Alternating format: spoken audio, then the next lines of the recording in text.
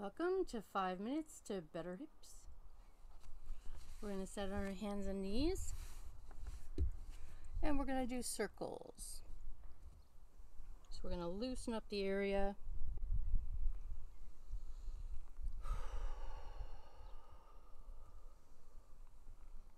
Starts in the spine and the other way. I hired that pretty sounding bird to sing a little bit for us, but don't be surprised if you hear a gull screech at any time. You can't pay gulls enough, they won't listen. I'm going to open my knees out to the edge of the mat. Notice I'm on more than one yoga mat. I'm pushing my hips back towards my heels.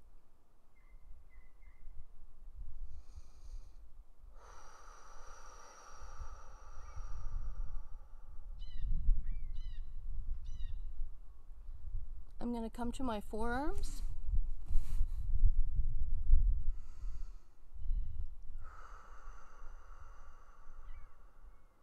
Gently guiding my hips back towards my heels by pushing my forearms into the floor.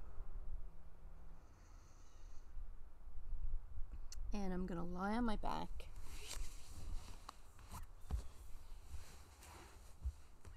Hugging the knees into the chest.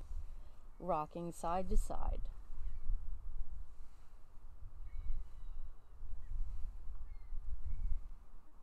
If this is uncomfortable for you, you can use a strap or a belt to put around your knees.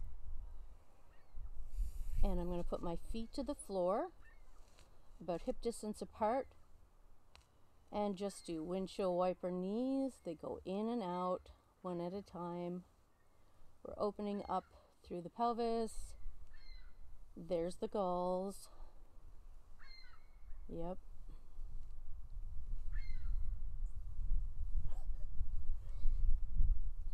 At least YouTube can't tell me that I have to pay for that. Not yet anyway. I'm going to roll onto my left side, coming up to seated. And we're going to do pigeon now. So I'm going to take you through this. Sitting on your left hip, 90 degree knee here, 90 degree knee in the back. What I'm going to do is put my torso towards the front of the mat and then slide the leg underneath me and square the hips. The back leg, I come up on my toes and stretch that behind.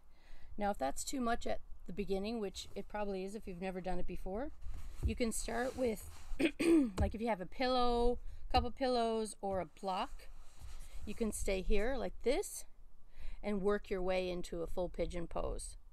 So to do that, I would do that and then start straightening that leg, square the hips to the front, and stay like this. Yours may look like this, that's totally fine. As long as you're feeling the stretch in the middle of that butt cheek of the leg that's forward. You may also feel it in the other leg depending on what's tight. So I look behind and see if my leg is out like this, kind of cheating, and if so, I bring the ankle straight down from the hip.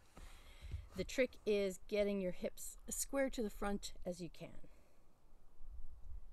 We're going to hold this. If this is the one thing you do for your hips, you're doing well.